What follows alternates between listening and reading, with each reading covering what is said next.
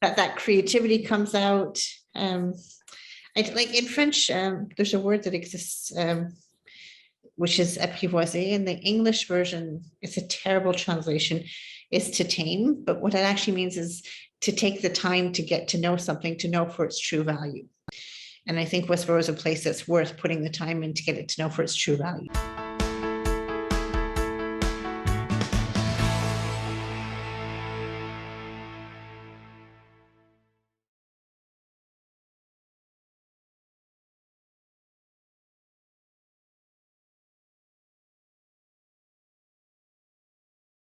Three things I love at my job.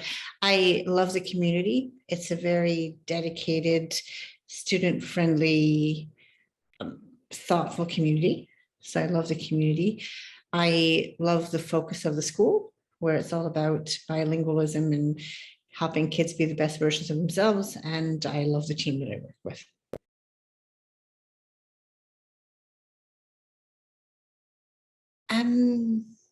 I think a lot of schools claim to be bilingual.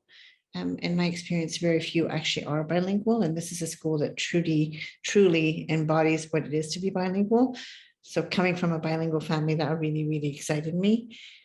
And I think it's also a school that's very truthful and honest and authentic to what it is.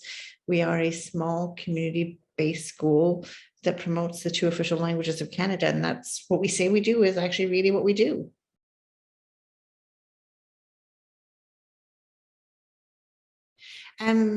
So I'll get here early in the morning. There's always some administrative to start off the day, checking with the teachers. Then we greet all the students upon arrival. So they arrive and just often having a quick chat with some of the parents. Then we start with the national anthem and the land acknowledgement. And then the kids go into classes. And then sometimes I'll pop into the classes, sometimes chats with teachers, sometimes chats with parents, all sorts of different things. The recess is often a great time to have just those informal catch-ups with the teachers or students. And yeah, the day goes on. At the end of the day, every day I'll go out and again, just chat and mingle with the parents, see what's on their minds, what's going on there. And then we have the after school activities. And yeah, that's pretty much a typical day.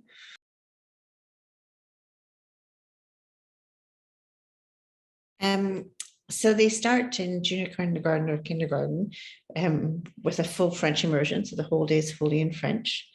And so a lot of our students arrive not necessarily being that fluent in French. So there's that journey of going from just absorbing a lot to tentatively speaking and then growing on that. Then from grades 1 to 8, that's where the full bilingual program starts. And they've got that foundation for early childhood.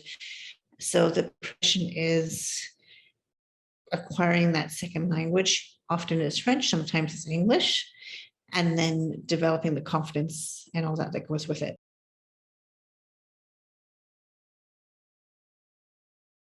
I think we have a healthy balance in the sense that we have teachers that have been here over 25 years and definitely stay. And we do have some turnover, which I think brings in new energy, new vibes, and so on. So out of a staff of about 20, on average, we have 2 or 3 turnover a year. So I think it's enough to bring in new energy and new thoughts and new ways of doing things. But we have that staff that's been here for a very long time that keeps the stability.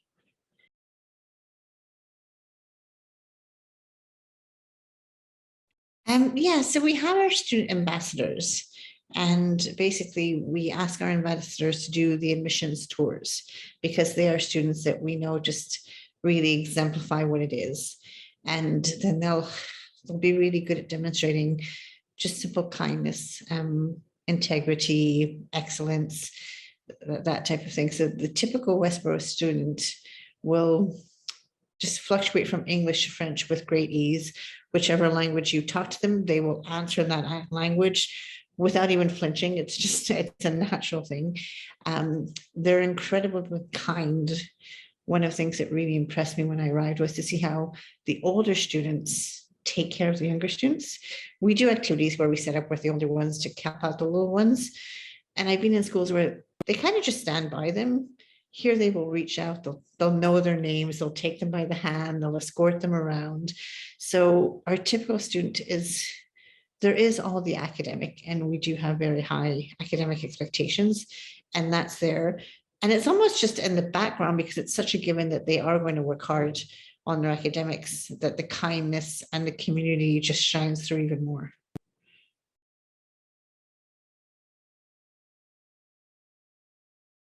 So every year we have so we go up to grade 8, and then sadly for us, they go out into the big world and start in high schools. And one of the things that we do is every year, the former grade 8s, the new grade 9s, they'll come back and they'll give a talk to the current grade 8s as to what is life like beyond Westboro.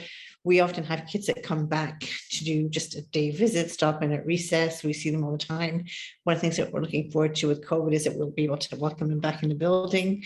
So although they do go on and they mature and they're excited to start new aspects of their life, they do come back quite often to visit.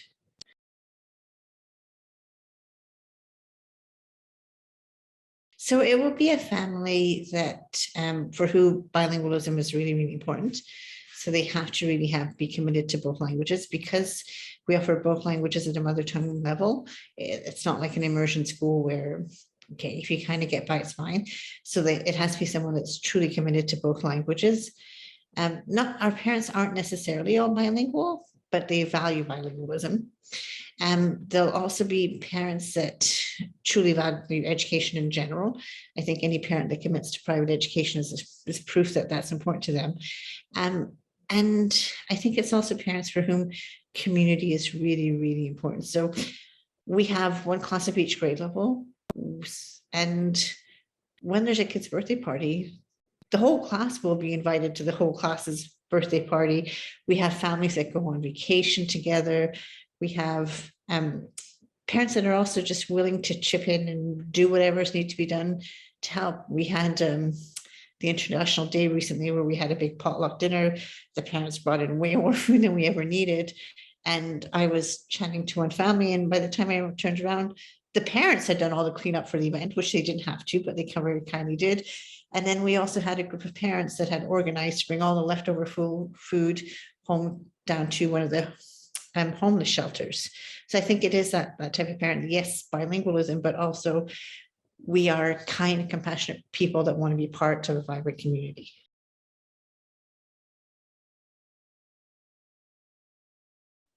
I'm not sure, because we're so small, we're able to adapt quite a lot.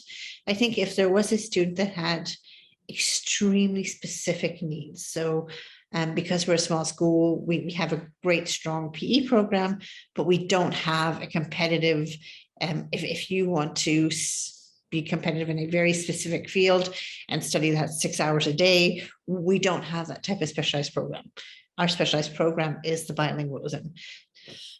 So if you're looking something for a very specific niche, then I think you would be better served at a school that offers that niche.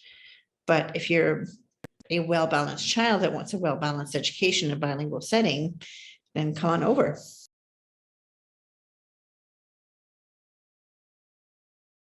They're very, very friendly. They're very, so they would probably say friendly. They wouldn't use the word responsive, but when they would talk, that's probably what they would be inferring, that there's this personalization.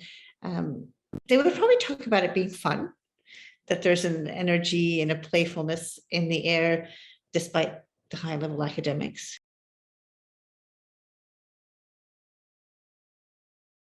So they have regular communication. And one of the things that we're really looking forward to now is being able to reset with all the community events that we used to have. So most parents, we don't have school transport.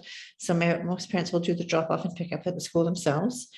And at the end of the day, the students all go outside up front with the teachers. So a parent that wanted to could speak to the teacher every single day if they wanted to. So there's regular, ongoing, informal and formal communication, and it's truly a collaboration.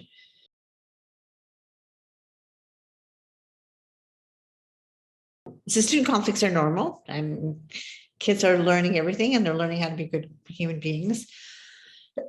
So one of the things that we implemented last year is we've really been a lot more explicit with our social, emotional, and health program. So depending on the content, every 3 Each unit will last 3 to 6 weeks, and we have a school-wide social emotional focus. So that could be on how do you solve conflicts? It could be what is the growth mindset? It could be what does inclusion look like? It could be how do we respect differences? But as a school, as a whole, we address that theme for anywhere from 3 weeks to 6 weeks, and that's facilitated by a director of teaching and learning. And then every Friday we send out a newsletter, and the parents are also informed. So in the upcoming weeks, in regards to social and emotional learning, we will be focusing on this, which allows them to have follow-up conversations at home. And it also means we're all using the same language, we're all using the same approach, and it just helps the kids be the best version of themselves.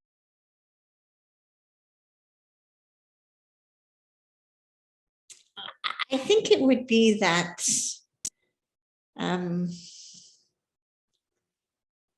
almost like absent-minded genius, that when you look at them at a first glance, you kind of go, well, that's someone fun and playful that I want to hang around with. And then as you hang around with them, you realize that there's a lot of depth and integrity and intellect behind it. But the first impression is, okay, this is just a really cool, fun person to hang out with. And then as you get to know them, you realize the depth that's there. That creativity comes out. Like in French, there's a word that exists, which is apprivoiser. In the English version, it's a terrible translation, is to tame. But what it actually means is to take the time to get to know something, to know for its true value. And I think Westboro is a place that's worth putting the time in to get it to know for its true value. There are shinier schools around, but I think in terms of being authentic and truly dedicated to student learning, it's a gem.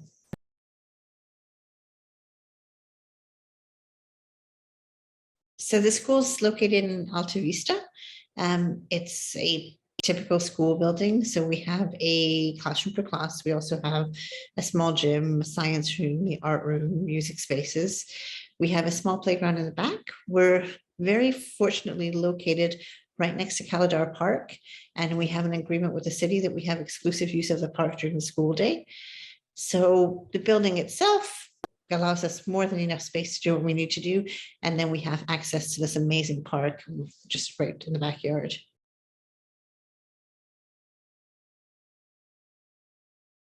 I think just to take the time to think about what is it they really want for their kid, and what type of adult do they want their kid to grow up to be. And once you know what version of a person you want your child to be when they're an adult, that can help you decide what kind of school do you want. So if you want your child to be all about academics, and academics is really what's at your core value, then find a school that specializes in that. If you're looking for a school that's more well-rounded, to really be clear on what you value and what you want your child to become, to find a school that matches your values. For more information about this school, you can visit their profile at ourkids.net.